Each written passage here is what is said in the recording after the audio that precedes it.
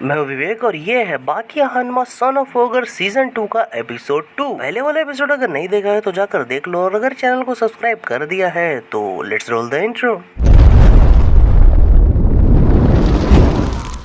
Episode number 2 की शुरुआत में हम एक मिलिट्री हेलीकॉप्टर को देखते हैं और यहाँ पर न्यूज में कवरेज दिखाई जा रही होती है कि किस तरीके से पिकल को इससे लाया जा रहा है और इसे कैप्टन स्ट्रैटम और बाकी दोनों देख रहे होते हैं। और तभी सीन चेंज होता है और हम देखते हैं पिकल को एकदम खास सिक्योरिटी में लेकर आया जा रहा होता है। पिकल एकदम मैसिव लग रहा होता है उन सब के बीच। खैर टीवी में ही पिकल के हाव भाव को, पिकल के चेहरे को ही देखकर बाकी समझ जाता है कि ये बहुत ज्यादा स्ट्रॉन्ग बंदा है।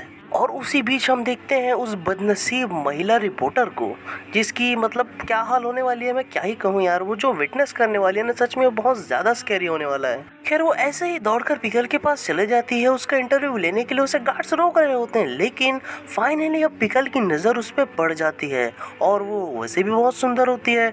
तो हमारा पिकल भाई जैसे एकदम चौंक जाता है, मोहित होने लगता है और उसके गाल को प्यार से पकड़ते हुए पूरा का पूरा उसके ऊपर ही गिर जाता है। और ये पूरा नजारा सभी लोग संट होकर देखे जा रहे होते हैं और बाकी भी देखकर ये चौंक जाता है। फिर उसके बाद क्या होना था, गार्ड लात घूंसों की मशीन बनकर पीटने लग जाते हैं पिकल को, लेकिन पिकल उस मशीन में एक हीरे की तरह है, कैसे पिट जाएगा, कैसे पिस जाएगा। फिर इसके बाद सीन चेंज होता है और पिकल उठ खड़ा होता है। यार काट दिया गया है इस सीन को, मैं सच में बता रहा हूँ, ये मुझे खुद भी नहीं मिला इसके पहले का सीन। खैर यहाँ पर पिकल नेकेड होता है नीचे से और उसका कमांडो सल्यूट मार रहा होता है और पिकल कमांडो पर गौर करता है कि इतने साल बाद भी वो अच्छे से फंक्शन कर रहा है, पूरी ट्रेनिंग उसकी हुई है और साथ ही साथ इतना खुशी के मारे पिकल को वहीं के वहीं नींद सी आने लगती है। और भाई साहब करते भी क्या, बच्चे की तरह वहीं पर पसर कर सो जाते हैं बड़े आराम से। खैर सीन बदलता है और चचा आइंस्टाइन हमारे लिए एक थ्योरी लेकर आए होते हैं पिकल के काल के बारे में। और यहाँ पर वो हमें बताते हैं कि जब डायनासोर युग था,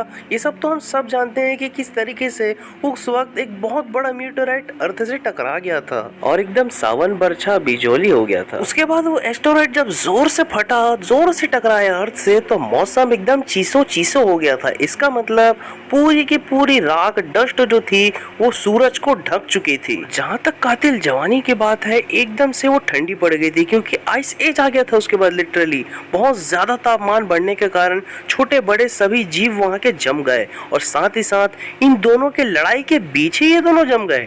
टी-रेक्स को क्योंकि ज्यादा घावें आई थी तो उस कारण से उसे इन्फेक्शन हो गया और उसे नहीं बचाया जा सका। लेकिन हमारे पिकल भाई वो एकदम साबुत थे यार। तो उनके हिसाब से ये सब होने के बाद पिकल हमारे युग में यानी कि 21st सेंचुरी में जागा और इसी के साथ पार्ट 1 होता है खत्म। फिर सीजन 2 एपिसोड 2 और पार्ट 2 के शुरुआत में हम देखते हैं प्रोटेस्टर्स पिकल के खिलाफ प्रोटेस्ट कर रहे होते हैं क्योंकि उसने लड़की के साथ गलत व्यवहार जो किया था यार। खैर एक खास फैसिलिटी के बाहर ये सब हो रहा होता है क्योंकि लोगों का कहना है कि वहीं पर पिकल को रखा गया होता है, क्योंकि होता भी ऐसा है यार, देखने में ही लग रहा होता है एकदम गार्ड्स हथियार बंद वहाँ तैयार होते हैं। यार तैयारी तो उनकी अच्छी होती है लेकिन उनका बैड लक खराब होता है और वहाँ पर योजिरो की एंट्री हो जाती है। मैंने सुना है कि यहाँ पर पिकल को रखा गया है, मुझे अंदर जाने दो वरना मरने के लिए तैयार हो जाओ। यहाँ पर गार्ड्स को योजिरो चमका रहे थे, उतने में ही हम देखते हैं कि कोई सीक्रेटली एकदम धीरे से एंट्री करता है फैसिलिटी में और वो और कोई नहीं रेत्सुकायो होते हैं। तभी हमें अंदर का सीन दिखाया जाता है कि किस तरीके से पिकल के लिए एक छोटी सी जगह को डेकोरेट किया गया है। थोड़े बहुत डायनासोर रख दिए हैं, टायर लटका दिए हैं, कुछ मैगजीन्स रख दिए हैं जैसे कि वो पढ़ेगा। साथ ही साथ उसके लिए एक छोटा सा फिशिंग टैंक भी होता है। वाह। खैर इन सब माया के बाद भी हमारा पिकल खुश नहीं लग रहा होता, दुखी आचार बन के बैठा हुआ होता है। तभी सीन बदलता है और हम देखते हैं गार्ड को जो कि आराम से पेट्रोलिंग कर रहा होता है। उतने में ही हमारा रेत्सु जो होता है मैन हंट की तरह धीरे से आवाज करके उसका ध्यान उस तरफ खींचता है और चुपचाप उसके पीछे खड़े हो जाता है जाकर और वो सांस से सांस और पाद से पाद मिलाकर उसके पीछे चलने लगता है, बिल्कुल मिमिक करते रहता है। और तभी हम देखते हैं गार्ड को जो कि दूर जाकर गिरता है और यहाँ पर क्योंकि योजिरो हानमा ने अपने टेस्टोस्टेरोन को दिखाना शुरू कर दिया है, उनके बाल हवा में उड़ने लगते हैं, उनके आंख चमकने लगते हैं और अजीब सी हंसी वो हंसने लगते हैं। सारे प्रोटेस्टर्स मेरी बात सुनो, अपने अपने जगह से दूर हट जाओ क्योंकि ये लोग उड़कर वहाँ गिर सकते हैं। खैर यहाँ पर योजिरो फॉर्म में आ ही रहे होते हैं, उसी बीच हम देखते हैं गार्ड्स जो है एक दूसरे से लड़ने लगते हैं, एक दूसरे को घूंसा मारने लगते हैं और जिसे मारने के लिए कोई नहीं था वो खुद ही को मारने लगता है। सच बता रहा हूँ, वो लोग एक दूसरे को बहुत ज्यादा पीट देते हैं यार। रुक जाओ। यूजिरो के मुंह से इतना सुनते ही वो लोग एकदम मूर्ति बनकर खड़े हो जाते हैं। खैर इन सब के बाद यूजिरो कहते हैं, मैं सब समझ रहा हूँ, तुम लोगों ने बहुत अच्छा दिमाग लगाया। इससे पहले कि मैं तुम पर वार करूं, तुम लोगों ने एक दूसरे को ही पनिशमेंट दे डाली। मुझे ये तरीका अच्छा लगा, तो जाओ, मैं तुम्हें माफ करता और हूँ। इतना कहकर यूजिरो जोर से हाथ मार देते हैं गेट में, जिससे होता ये है कि ऊपर का लॉक, लिटरली ऊपर का लॉक कट जाता है और गेट खुल जाता है। खैर यूजिरो यहाँ पर दिन नहीं रात दहाड़े एंटर कर लेते हैं और वहाँ दूसरी तरफ रेत्सु पकड़ा जाता है, क्योंकि उसके ऊपर लाइट जो पड़ जाती है वो लिटरली अपने अंगूठे का प्रयोग करके बेहोश कर देता है उस गार्ड को। उसके बाद एक ऊंचे स्थान में जाकर खड़े हो जाता है और अपनी एक स्टील की बॉल निकाल लेता है। यार डबल मीनिंग हो गया क्या।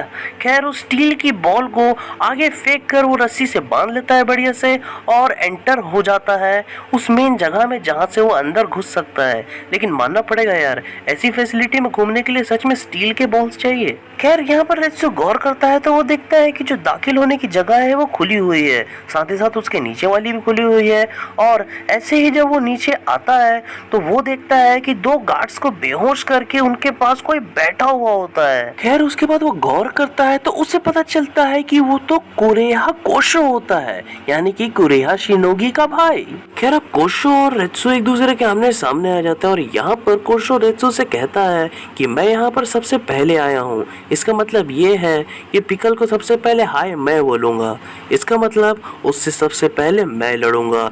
लेकिन उसी बीच आवाज आता है, किसने कहा कि तुम पहले आए? और उतने में ही वो खिलौने वाला डायनासोर तोड़ के उसके अंदर से निकलते हैं डोपो ओरोची। खैर इसके पहले कि वो कुछ कहे, पास के ही फिश टैंक में बुड़बुड़ सी होने लगती है और उसी बीच अचानक से उससे कोई बाहर आता है और ये होता है द मॉन्स्टर जैक हानमा। क्या दिख रहा है यार ये बंदा। खैर इससे पहले मुंह से पानी निकालकर वो कुछ कहे, वहां पर बिल्कुल बूगी मैन की तरह एंटर करते हैं शिबुकावा। और इससे पहले कि शिबुकावा कुछ कहे, दीवार तोड़कर कोई अंदर आता है और वो होता है कात्सुमी ओरोची, यानी कि डोपो का एडॉप्टेड बेटा यार। फिर इससे पहले हंसने के अलावा कात्सुमी कुछ कहे, हमें आवाज आती है जाको कायो की। वो भी उसी जगह से एंटर कर रहा होता है जहाँ से रेत्सु ने करा होता है। खैर अब यहाँ पर पहले कौन आया ये तो कंफर्म नहीं हो पाया, लेकिन कोई एक दूसरे को कुछ कहने नहीं दे रहा होता। उसी बीच डोपो कहने लगते हैं, जरा देखो कई सारे एज और कई सारे जनरेशंस के लोग यहाँ पर आ गए हैं। खैर इसी तरह हंसी ठिठोली के बीच जाको कायो जो है अचानक से डोपो के पास जाता है और उसे कहने लगता है अपना वही पुराना डायलॉग, आप बहुत अच्छे हैं, आपको बहुत ज्यादा ज्ञान है, आपको ये ज्ञान बांटना चाहिए। और उतने में ही कात्सुमी कह देता है, नई जनरेशन को बांटना चाहिए, क्यों है ना, आप यही कहना चाहते थे? हाँ मैं तो यही कहने वाला था, पर तुम्हें कैसे पता? खैर इन सब के बाद शिबुकावा कहने लगते हैं कि हम सब एक जैसे ही हैं, हम सब यहाँ पर पिकल को हाय बोलने आए हैं, लेकिन बात कुछ दूसरी है, हाय किसी को नहीं बोलना, सबको फाइट क्यों करनी है। उसके बाद एक दूसरे का चेहरा देखकर वो लोग पिकल के पास जमा हो जाते हैं। वो लोग अंदर देखने लगते हैं उस पेड़ के खोखले में और वहाँ पर हमारे पिकल जो होते हैं एकदम बच्चे की तरह सो रहे होते हैं। वाह यार, ऐसे सो रहे होते हैं कि जैसे किसी ने उनका अचार डाल दिया हो। खैर इसके बाद जैक हानमा जोर से पेड़ में लात मारते हैं, जिससे होता यह है कि पिकल का नींद खुल जाता है और वो तुरंत ही बाहर आकर खड़े हो जाता है उन सभी के सामने। और सामने खड़े तो होता ही है, उसके बाद वो एक काफी अजीब सी बच्चों वाली हरकत कर देता है पिकल। वो लोग देखते ही रह जाते हैं और पिकल कई धाराओं में मूतना शुरू कर देता है, लिटरली कई धाराओं में, लिटरली बाहरों मूत बरसाओ मेरा महबूब आया है तरीके से वो मूत रहा होता है, एकदम वाटरफॉल की तरह यहाँ वहाँ पानी बह रहा होता है यार। फिर इसके बाद पिकल थोड़ा सा शांत होता है मूत कर और उसका ध्यान जाता है हानमा यूजिरो के ऊपर और वो दोनों आमने सामने खड़े होते हैं। लेकिन उतने में ही कात्सुमी एक गलती कर देता है, वो यूजिरो से कह देता है कि तुम सबसे लास्ट में आकर पूरा मजा नहीं लूट सकते। तुम सच में इग्नोर करने लायक हो बच्चे, क्योंकि पिकल ने पहले मुझ पर ध्यान दिया तो ये देखकर तुम्हारी चल रही है, इसलिए तुम्हारे साथ रहना कोई पसंद नहीं करता, ना मैं ना बाकी और ना ही तुम्हारा फादर। ये सुनकर कात्सुमी की लिटरली लाल हो जाती है, बहुत जोर से हिट करता है यार उस एडॉप्टेड बेटे को। और जरा खुद को तो देखो, तुम यहाँ पर बिना किसी प्लानिंग के आ गए हो, ये जानते हुए कि तुम्हारा पिता यहाँ पर है, क्योंकि तुम इंस्टेंटली मारे जाओगे, तुम जानते हो। लानत है तुम पर, कितने कमजोर हो तुम। अब इतना सुनने के बाद, घोर बेइज्जती सुनने के बाद कात्सुमी करता ही क्या, वो योजिरो को घूंसा मार देता है। क्योंकि घूंसा योजिरो रोक लेते हैं तो फट से वो एक किक चला देता है। लेकिन यहाँ पर एक दिक्कत हो जाती है, उसका लेस ही गायब हो जाता है। पर कैसे? तभी हमें पता चलता है कि वो योजिरो ने निकाल ली होती है। जरा सोचो कितनी ज्यादा स्पीड से निकाली होगी, उसे पता भी नहीं चला। उसके मुंह में वो लेस को फेंकते हैं और आगे बढ़ जाते हैं पिकल की ओर। खैर पिकल तो बाहर आने से रहा तो वो खुद ही अंदर जाने की कोशिश करने लगते हैं। कोशिश का यार, फोर्स करने लगते हैं। लिटरली कांच से अपने चेहरे को टकराते हुए बस आगे बढ़े जा रहे होते हैं, जिसके परिणाम स्वरूप होता ये है कि वो कांच टूट जाता है और उनके कपड़े वहीं के वहीं फट कर रुक जाते हैं और योजिरो एकदम मस्त बॉडी के साथ पिकल के सामने खड़े हो जाते हैं। पिकल, ये इनाम दिया है ना उन्होंने तुम्हें, तुम्हारा फ्यूचर में स्वागत है। सीधी बात, मैं यहाँ पर तुमसे लड़ने के लिए आया हूँ। और इतना कहकर वो हाथ बढ़ा देते हैं पिकल की ओर, मुट्ठी बढ़ा देते हैं लिटरली उसे ग्रीट करने के लिए, उसके स्टाइल में, हानमा स्टाइल में। लेकिन यहाँ पर पिकल सोचता है पहले और वो भी मुट्ठी आगे बढ़ा देता है। और जैसे ही वो मुट्ठी मिलाता है, एकदम अजीब से एनर्जी बाहर आने लगती है दोनों के मुट्ठियों के बीच से। यार अब दोनों के बीच ये टकराव पिकल को महसूस होने लगता है, क्योंकि योजिरो अब फाइनली जोर लगाने लगते हैं। पिकल को फाइनली अब ऐसा फील होने लगता है कि उसके सामने उसका सबसे बड़ा एनिमी टी-रेक्स खड़ा है। ये देखकर पिकल बहुत एक्साइटमेंट से भर जाता है और गोल घूमकर जोर से गिर जाता है? लेकिन यहाँ पर योजिरो को सब समझ में आ गया होता है। उसने एक मूव ट्राई की होती है योजिरो के ऊपर और यहाँ पर पिकल अब फाइनली धीरे से एकदम आइकॉनिक स्टाइल में उठता है। यार लिटरली ट्रेलर में देख के मजा आ गया था ये वाला सीन। बहुत ही तगड़े से पिकल उठता है, लेकिन उतने में आवाज आ जाती है और वो आवाज होती है बाहर खड़े गार्ड की। वो कह रहा होता है जल्दी वहां से हटो, हटो वहां से। वो खासकर योजिरो हानमा को बाहर बुला रहे होते हैं और योजिरो तुरंत करते भी है सही है। पूरा बिल्डिंग सराउंडेड हो चुका होता है और वो फाइनली बाहर आ जाते हैं और यहाँ पर मेन जनरल दौड़ते हुए योजिरो के पास आते हैं और उसके बाद योजिरो उस जनरल से कहते हैं, बहुत अच्छा तरीका है मुझे अरेस्ट करने का। और वो जनरल चौंक जाता है और ऐसा कहता है, हे राम, आप ऐसा सोच भी कैसे सकते हैं? तो मुझे पूरी बात बताओ, मेरे पास वक्त नहीं है। दरअसल आपसे मिलना मेरे लिए सच में ऑनर की बात है, लेकिन यहाँ का इंचार्ज मैं हूँ सर, और मैं आपको बिल्कुल भी अरेस्ट नहीं करना चाहता।